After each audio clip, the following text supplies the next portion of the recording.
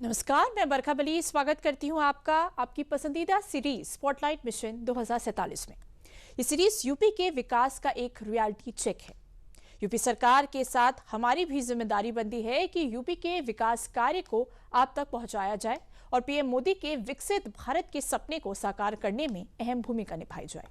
UP सरकार mission 2047 को पूरा करने के लिए मिशन मोड में काम कर रही है, क्योंकि विकसित भारत अब सपना नहीं है, विकसित भारत लक्ष्य है और चुनौतीपूर्ण लक्ष्य है, और ये लक्ष्य हम हासिल कर रहेंगे। इसी संकल्प के साथ शुरुआत करते हैं यूपी के जिले चित्रकूट से, जहां के लोगों ने जल की जरूरत को समझा ही नहीं बल्कि उसके संरक्षण के लिए हर संभव प्रयास भी किया है। कैसे, देखिए हमारी इस खास रिपोर्ट में। पहले बेस्ट डिस्ट्रिक्ट नॉर्थ जोन प्रथम पुरस्कार मिल रहा है चित्रकूट उत्तर प्रदेश।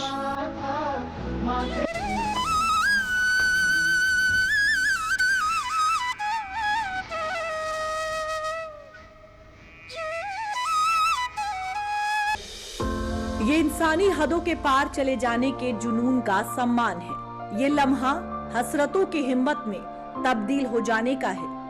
चित्रकूट को जब दिल्ली में जल संरक्षण का ये सम्मान मिला तो पूरा यूपी झूम उठा। चित्रकूट ने पूरे देश को दिखाया कि मुश्किलों की मनाही के आगे इंसानी जज्बों की मुनादी का दौर भी आता है। शर्त सिर्फ हार कर बैठने की बजाय उठकर चलने की है। इस तस्वीर तक पहुंचने के लिए चित्रकूट ने पिछले 1 साल में ना तो दिन देखा न रात की सुध ली। बस लग रहा कि चित्रकूट की धरती को पसीने से हरा करना है। चित्रकूट ने धरती के माथे पर इन सूखी लकीरों के गड्ढों को बदलने की जिद ठानी थी। बुंदेलखंड के चित्रकूट में पैरों के नीचे सूखी धरती और पानी के बिना सूखते खलिहान नियति का अभिशाप माने जाते थे, लेकिन इसे भी किस्मत का फेर कहिए या वक्त का खेल, चित्रकूट के 2 ऐसे लोगों ने इसे नियति की जगह नियत का खेल बना दिया। चित्रकूट के जिला अधिकारी रहे शिव शरणप्पा ने चित्रकूट की सूखी कहानी को हरियाली में तब्दील करने के अभियान की शुरुआत की, जिसे दिल्ली में केंद्र सरकार के पुरस्कार मंच तक पहुंचाया मौजूदा डीएम पुलकित गर्ग ने। पिछले साल चित्रकूट की पूरी टीम द्वारा और यहाँ के सभी लोगों की सहभागिता से जो है पिछले वर्ष में लगभग 15,000 जल संचयन के स्ट्रक्चर्स जो हैं वो बनाए हैं, और ये पूरे नॉर्थ जोन में अपने फर्स्ट नंबर पर है। इसी की वजह से 1 करोड़ रुपए की पुरस्कार धनराशि भी जनपद चित्रकूट को मिली है, जिसको विभिन्न जो हमारे जल संचयन के कार्य हैं उसमें उपयोग किया जाए। चित्रकूट में सूखे से हरियाली की ओर का ये सफर शुरू हुआ साल 2024 में। जून महीने में जिला अधिकारी बनकर आए शिव शरणप्पा को यहाँ की परेशानी समझते देर नहीं लगी और उन्होंने पद संभालने के कुछ ही महीनों बाद 5 पहलुओं पर काम करना शुरू किया।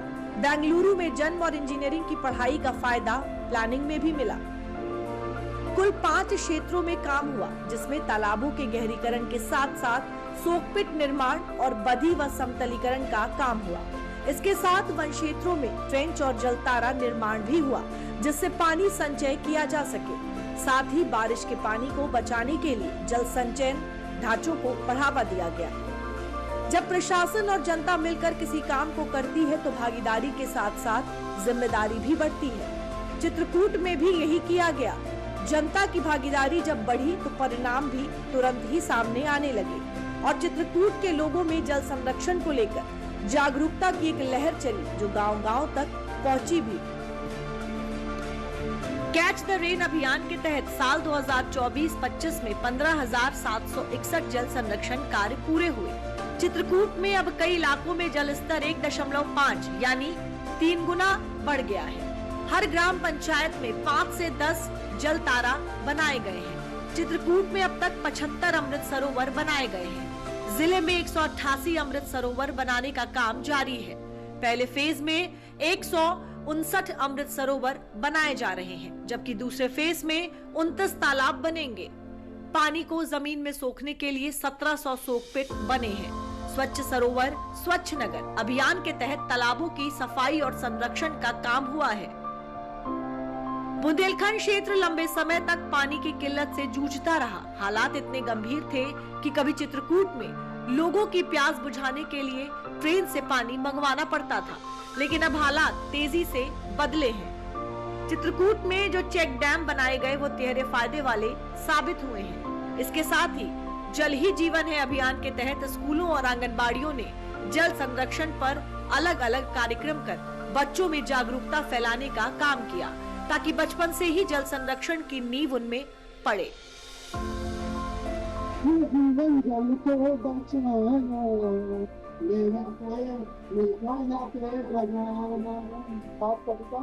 भारत माता की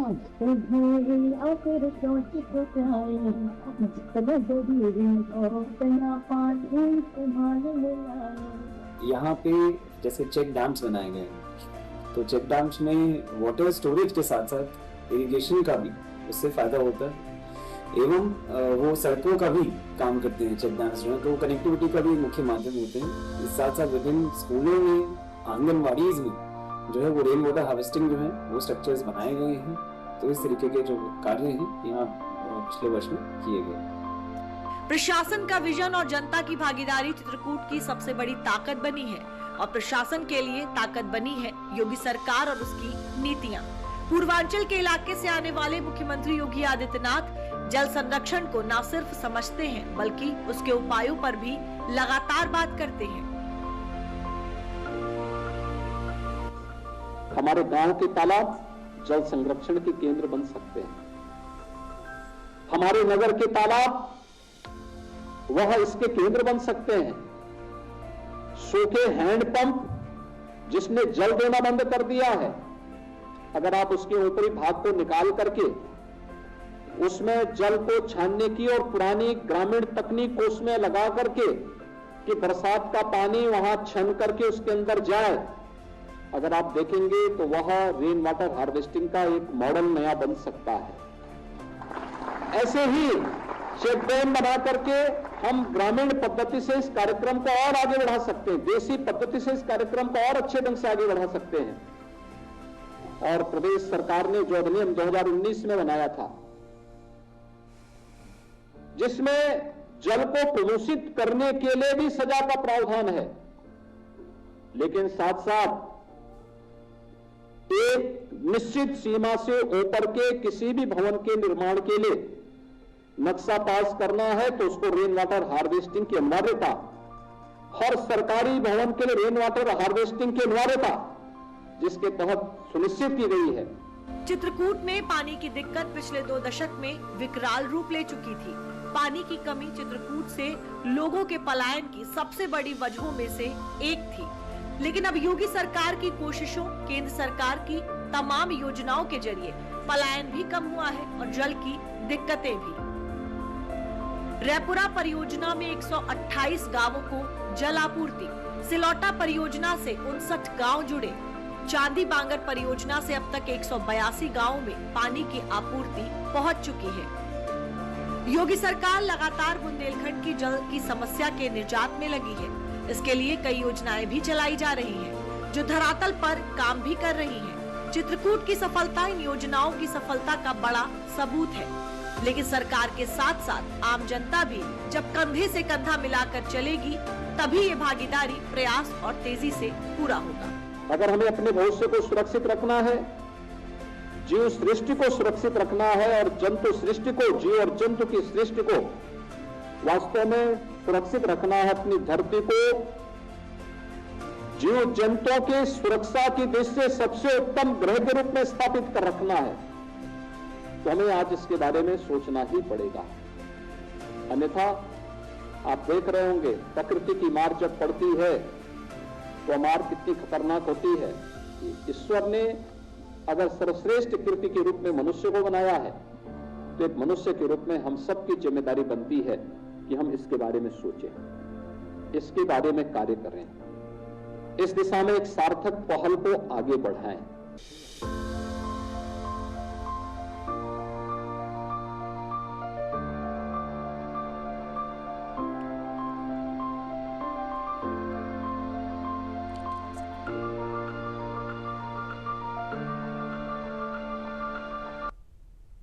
तो आपने देखा किस तरह से चित्रकूट में जब जल का संकट आया तो चित्रकूट वासियों ने जल संरक्षण को एक मुहिम बनाया।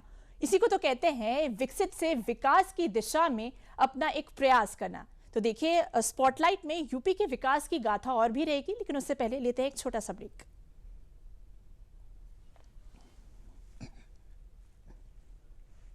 सुनो, एक अच्छी इंश्योरेंस पॉलिसी एआई से पूछते हैं।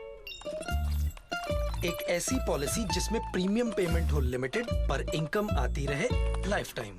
LIC का जीवन उत्सव। वाह, लाइफ टाइम सेलिब्रेशन मनाइए। LIC के जीवन उत्सव के साथ फ्यूचर सेट है। अब स्पॉटलाइट मिशन 2047 में बात करते हैं गोरखपुर की, जहां हाईटेक FSL लैब खुलने से न केवल अपराधों पर लगाम लगेगी बल्कि लोगों को रोजगार के नए अवसर भी मिलेंगे। मुख्यमंत्री योगी आदित्यनाथ ने जो फीता काट कर उद्घाटन किया है वो पहले से ही देश विदेश में नजीर बने यूपी के कानून व्यवस्था के लिए एक और मील का पत्थर है। यूपी में साल 2017 के बाद से ही योगी सरकार ने अपराध और अपराधियों पर जीरो टॉलरेंस नीति का नतीजा है कि आज यूपी देश के सबसे सुरक्षित राज्यों में से एक है। लेकिन अब योगी सरकार ने इस मुहिम को एक नई धार दी है। अब ऐसा नहीं कि कोई व्यक्ति अपराध करेगा, पीड़ित भटक रहा है, वर्षों से वह तड़प रहा है, अपराधी मौज मस्ती कर रहा है क्योंकि उसके खिलाफ साक्ष्य नहीं है और इसलिए वह बच निकलता है। लेकिन अब बचेगा नहीं, क्योंकि अपराध होने के कुछ ही घंटे के अंदर उसके खिलाफ पुख्ता साक्ष्य होगा और साक्ष्य के साथ साथ लैब भी होगी जहां पे एक्सपर्ट बता देगा कि हां यह इस व्यक्ति से मिलता जुलता है और इस व्यक्ति ने यह अपराध कारित किया है। गोरखपुर में A ग्रेड की फॉरेंसिक लैब न सिर्फ अपराध पर लगाम लगाएगी बल्कि युवाओं के लिए रोजगार का नया जरिया भी बनेगी। पहले समझे इस फॉरेंसिक लैब में क्या क्या सुविधाएं हैं और कैसे इससे यूपी में अपराध की नकेल कसी जाएगी। अब हत्या, डकैती, रेप, साइबर क्राइम और धमकी जैसे केस में रिपोर्ट महीनों नहीं बल्कि दिनों में मिलेगी। डिजिटल सबूत, वॉइस मैचिंग और DNA प्रोफाइलिंग से आरोपी की पहचान तेजी से होगी। वैज्ञानिक जांच से बेगुनाह को इंसाफ मिलेगा और असली अपराधी पकड़ा जाएगा। मोबाइल, लैपटॉप और CCTV कैमरे से डेटा रिकवरी से साइबर अपराधियों पर तुरंत कार्रवाई होगी। नेपाल बॉर्डर से जुड़े मामलों की जांच अब गोरखपुर में ही हो जाएगी। लखनऊ भेजने की जरूरत भी नहीं होगी। घटनास्थल से 2 फॉरेंसिक मोबाइल वैन कुछ ही घंटों में सैंपल इकट्ठा कर लैब में भेज देंगे, जिससे केस में देरी कम होगी। कारतूस व विस्फोटक पदार्थ की बैलिस्टिक व वैज्ञानिक जांच यही होगी। संगठित अपराध पर शिकंजा कसेगा। 18 कमिश्नरी उत्तर प्रदेश में हैं। हर कमिश्नरी में एक लैब हो, उसके लिए हम लोगों ने 6 अन्य स्वीकृत करके वे आज निर्माणाधीन हैं। यानी 18 ये सभी लैब बन जाएंगे तो 18 लैब्स हमारे पास प्रदेश में होंगी। और वह लैब भी केवल सामान्य नहीं, जिनमें हर प्रकार के फॉरेंसिक साइंस से जुड़े हुए उस पहलू की जांच की जा सकती है जिससे अपराधी के खिलाफ एक ठोस साक्ष्य समय पे हम न्यायालय में प्रस्तुत करके उसे दंडित करवा सके। अपराध होता नहीं, लेकिन अगर कहीं छिनैती या लूट की घटना घटित हो गई तो कुछ ही घंटों में अपराधी जेल के शिकंजों में होता है और लंगड़ाता हुआ चलता हुआ दिखाई देता है। यह नया प्रदेश है जो अपराध को स्वीकार नहीं करता है और अपराधियों को यह दिखाने का प्रयास भी करता है कि अगर अपराध किया तो उसकी कीमत उसे चुकानी पड़ेगी।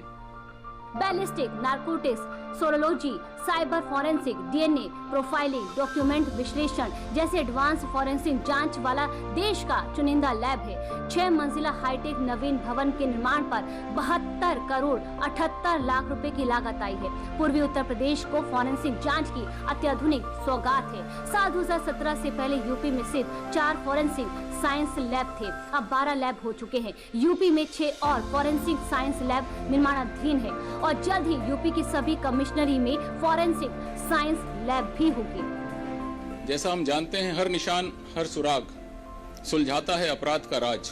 इसी उक्ति को चरितार्थ करते हुए FSL कन्नौज उत्तर प्रदेश की पहली ISO सर्टिफाइड लैब आपके निर्देशन में बन सकी और हम प्रयास करेंगे कि गोरखपुर FSL भी शीघ्र ही ISO सर्टिफाइड लैब बने। बलात्कार, पॉक्सो, लॉ एंड ऑर्डर के विशेष प्रकरण, गंभीर सनसनीखेज अपराधों और आतंकवादी घटनाओं से जुड़े प्रकरणों में FSL की वैज्ञानिक विश्लेषणात्मक निष्पक्ष रिपोर्ट्स ने माफियाओं, बलात्कारियों, आतंकवादियों, नक्सलवादियों को जेल की सलाखों के पीछे पहुंचाने में सफल भूमिका निभाई है। मुझे यह बताते हुए हर्ष का अनुभव हो रहा है कि उत्तर प्रदेश तकनीकी सेवाएं द्वारा वर्ष 2024-25 में प्रतिष्ठित Skoch awards, FICCI smart policing award, police computer प्रतियोगिता और राष्ट्रीय स्तर पर जीती है और प्रगति डैशबोर्ड में उत्तर प्रदेश पूरे भारत में लगातार 1.25 साल से प्रथम स्थान पर बना हुआ है। इस फॉरेंसिक साइंस लैब से अपराध पर लगाम तो लगेगी ही, माफियाओं की कमर भी टूटेगी, लेकिन साथ ही साथ ये रोजगार का भी बड़ा जरिया बनेगी, जिसकी जानकारी खुद CM योगी ने ही दी। और इन सबको जोड़ने के लिए उत्तर प्रदेश के युवाओं को इसके माध्यम से अधिक रोजगार प्राप्त हो सके, हम लोगों ने प्रदेश में लखनऊ में स्टेट फॉरेंसिक इंस्टीट्यूट का गठन भी किया है। उसमें हमने अलग अलग पाठ्यक्रम भी तैयार किए हैं। सर्टिफिकेट कोर्स, ये जितने भी कलेक्टर होंगे, यानी जितने भी कलेक्शन करने वाले तकनीशियन होंगे, उन तकनीकी कर्मचारियों के लिए सर्टिफिकेट लैब में जो लोग इसका मिलान करेंगे, उसके लिए डिप्लोमाधारी और उस पर अपनी राय देने वाले, उसके एक्सपर्ट डिग्रीधारी और उनके अनुभव भी इसमें काम आएंगे। CM योगी के आने के बाद से यूपी की कानून व्यवस्था सिर्फ पूरे देश में नज़ीर नहीं बनी, बल्कि इसकी चर्चा विदेशों में भी होती है। गोरखपुर में बनी ये हाईटेक फॉरेंसिक साइंस लैब अब इस पहचान को और भी पुख्ता करेगी। तो देखिए, गोरखपुर में बनी FSL लैब अपराध पर शिकंजा कसने के लिए मददगार साबित होगी। तो देखिए, स्पॉटलाइट मिशन 2047 में आगे बढ़ने से पहले लेते हैं एक छोटा सा ब्रेक। अरे कहाँ जा रहे हैं आप सभी? साहब, खेत की तरफ, वहाँ कंबाइन से कटाई चल रही है। देखो किसान भाइयों, कटाई के बाद बचे धान के फसल अवशेष में आग न लगाना। काहे साहब? फसल अवशेषों को जलाने से वातावरण प्रदूषित होता है, स्वास्थ्य संबंधी बीमारियां बढ़ती हैं, खेत के मित्र कीट और जीवांश मर जाते हैं, इससे खेत की उर्वरा शक्ति प्रभावित होती है। तो साहब क्या करें? पराली प्रबंधन करें, इन्हें खेत में डीकम्पोजर डालकर सड़ाएं, कार्बनिक खाद बनाएं। जी साहब। स्पॉटलाइट मिशन 2047 में अब बारी है अलीगढ़ की, जहां की एक महिला ने महिला सशक्तिकरण की मिसाल ही नहीं पेश की, बल्कि बाकी महिलाओं को प्रेरणा देने का भी काम किया, जिससे और भी महिलाएं आत्मनिर्भर बन सके। देखिए हमारी ये खास रिपोर्ट।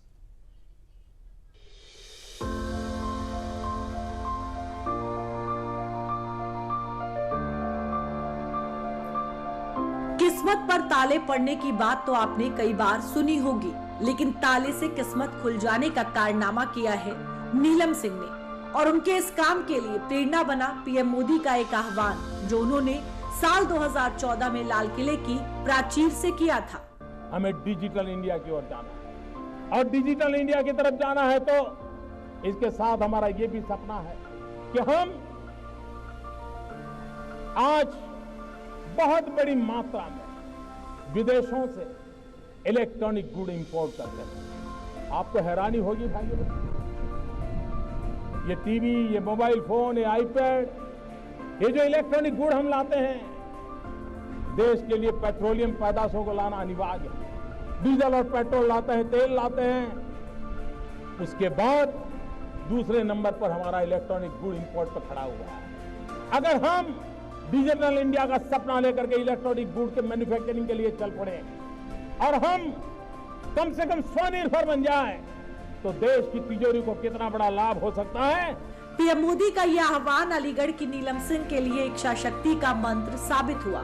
साइंस ग्रेजुएट नीलम सिंह शादी के बाद हाउसवाइफ की जिम्मेदारी उठा रही थी, लेकिन पीएम मोदी के आह्वान के बाद उन्होंने ठान लिया कि कुछ करेंगी। अलीगढ़ के ताले दुनिया भर में मशहूर हैं और नीलम सिंह ने इन्हीं तालों को डिजिटल इंडिया के मिशन में अपने योगदान के तौर पर चुना।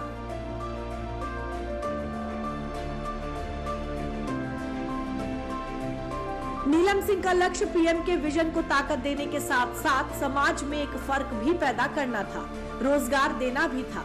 मैंने सोचा क्यों ना कोई रोजगार किया जाए और ऐसा रोजगार किया जाए कि जिससे कि हमें कहीं बाहर भी ना जाना पड़े और 4 लोगों को रोजगार और भी मिल सके। इसी दौरान फिर मैंने सोचा कि क्यों ना कुछ ऐसा काम किया जाए और हमारे जो 4 और हैं उन्हें भी रोजगार मिल सके। तो जैसा कि हमारा अलीगढ़ क्षेत्र ताले के उसमें फेमस है और प्रधानमंत्री जी की जो एक सपना है डिजिटल इंडिया, उसको भी थोड़ा सा आगे बढ़ाया जाए। इसको देखते हुए हमने सोचा क्यों ना डिजिटल लॉक बनाए जाए। कहते हैं हर बीज पेड़ बन सकता है अगर उसे सही समय पर खाद और पानी मिले। यही बात किसी भी नए व्यापार के लिए भी फिट बैठती है। अगर किसी भी व्यापार के विचार को सही समय पर मदद मिले तो वो फल फूल सकता है।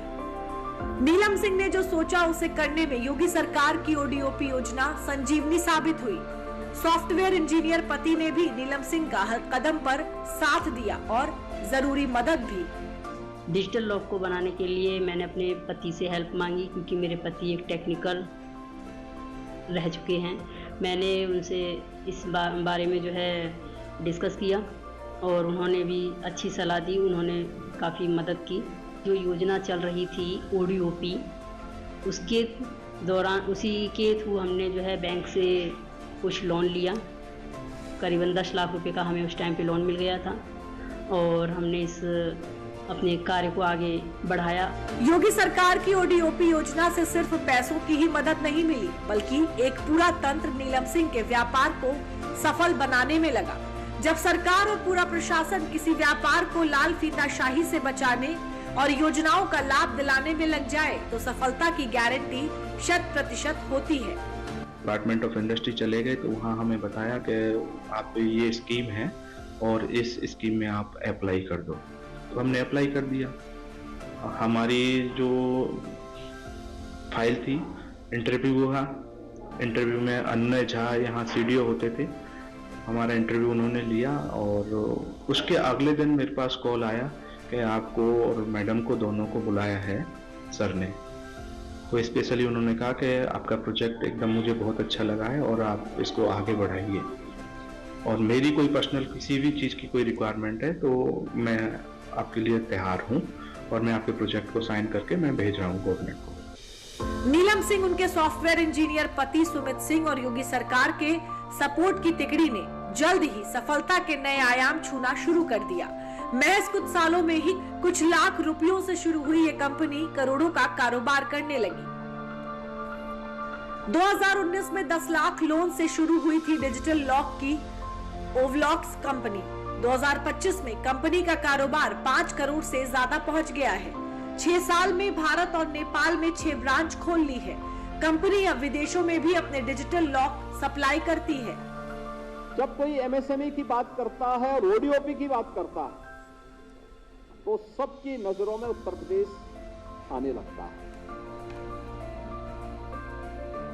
और उत्तर प्रदेश इस देश से सौभाग्यशाली है कि जिस उत्तर प्रदेश में एमएसएमई सेक्टर में जो दम तोड़ रहा था, अंतिम सांसें ले रहा था, लोगों में हताशा थी, निराशा थी, ऐसा लगता था कि जैसे अब ये कुछ हो ही नहीं पाएगा, लेकिन 6 वर्ष के अंदर आदरणीय प्रधानमंत्री जी की प्रेरणा से आज लगभग प्रदेश के अंदर 96 लाख एमएसएमई यूनिट करोड़ों लोगों के जीवन का आधार बनी हुई है, उनके जीवन को, उनके रोजगार का और उनके स्वावलंबन का आधार बनी हुई है। अलीगढ़ में करीब 450 कंपनियों को ओडीओपी योजना से मदद मिली है। ओडीओपी में अलीगढ़ से ताले और मेटल हैंडीक्राफ्ट शामिल हैं। ओडीओपी योजना की लाभार्थी कंपनियों में 10,000 से ज्यादा रोजगार दिए हैं। अलीगढ़ में करीब 5,000 छोटी तालों की इकाइयां सालाना 40,000 करोड़ का कारोबार करती हैं। अकेले अलीगढ़ के ताला उद्योग से करीब 2 लाख लोगों को रोजगार मिलता है। योगी सरकार ने अलीगढ़ के ताले को जीआई टैग दिलवाया, जिससे इसकी पहचान और पुख्ता हुई। ओडीओपी उत्तर प्रदेश सरकार की बहुत ही महत्वाकांक्षी परियोजना है, जिसमें हर एक जनपद के द्वारा एक उत्पाद चिन्हित किए गए हैं।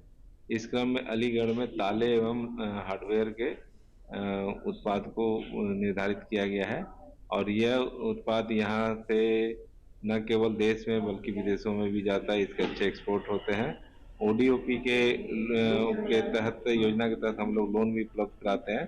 तो पिछले कुछ सालों में लगभग 450 लोगों को लोन उपलब्ध कराया गया है, जिससे काफी लोग लाभान्वित हुए हैं। जनपद अलीगढ़ में ओडीओपी के अंतर्गत 2 तरह के उत्पाद चिन्हित हैं। जैसे कि आप जानते हैं, लॉक्स के लिए अलीगढ़ प्रसिद्ध है, तो लॉक और बिल्डिंग हार्डवेयर ये हमारा पहला कंपोनेंट है। और दूसरा कंपोनेंट ब्रास आर्टवेयर का है, जिसमें विभिन्न प्रकार की मूर्तियां अलीगढ़ में बनाई जाती हैं। तो ये 2 कैटेगरी में 3 उत्पाद हमारे यहाँ अलीगढ़ में चिन्हित है और इस सेक्टर की बहुत सारी इकाइयां अलीगढ़ में लगी हुई हैं।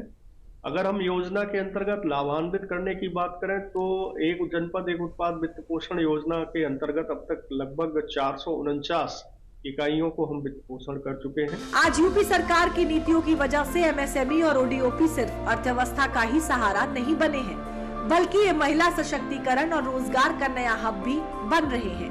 कोरोना काल में जब दूसरे शहरों में जॉब कर रहे हजारों लोग नौकरी छोड़कर अपने अपने घर लौटे, तो एक बड़ी समस्या सबको रोजगार देने की थी। नीलम सिंह की कंपनी ऐसे में कई लोगों के जीवन का सबसे बड़ा सहारा बनी है। नीलम सिंह की कंपनी में 20 से ज्यादा कर्मचारी काम करते हैं। कंपनी में एक बड़ा वर्कफोर्स महिलाओं का है।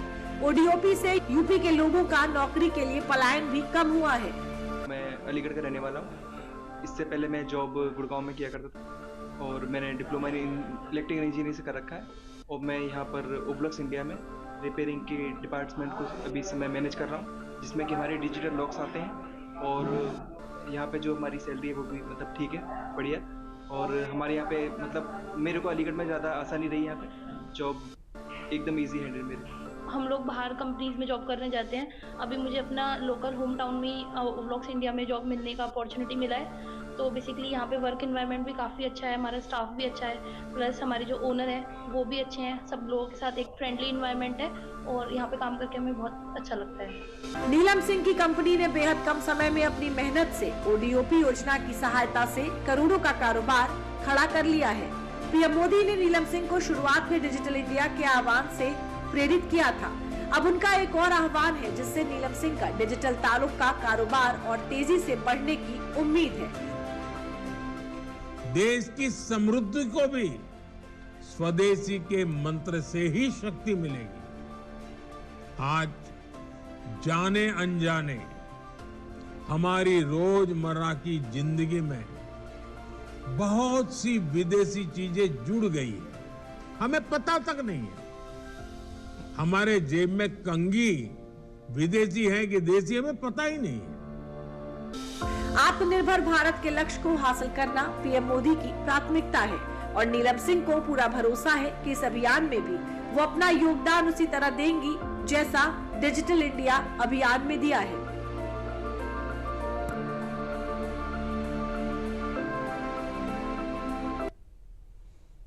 तो देखा आपने केंद्र की योजनाओं और योगी सरकार के प्रयासों से कैसे यूपी तरक्की के नए आयाम छू रहा है और हम यूपी के विकास को आप तक पहुंचाने का एक जरिया बन रहे हैं।